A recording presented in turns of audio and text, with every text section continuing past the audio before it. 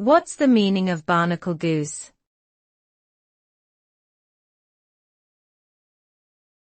Barnacle goose.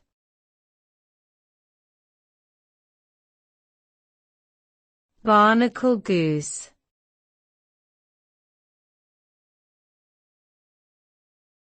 Barnacle goose.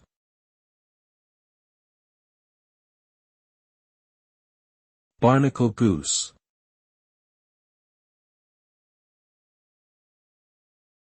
The barnacle goose is a medium-sized goose that is native to the Arctic regions of Europe and North America.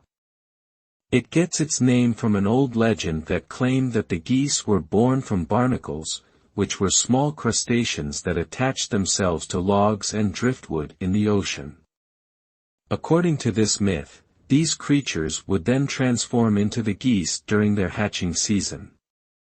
This belief persisted for centuries until it was finally debunked in the late Middle Ages. Today, the barnacle goose is known for its striking black and white plumage and its migratory behavior, which takes it between its Arctic breeding grounds and its wintering areas in Europe.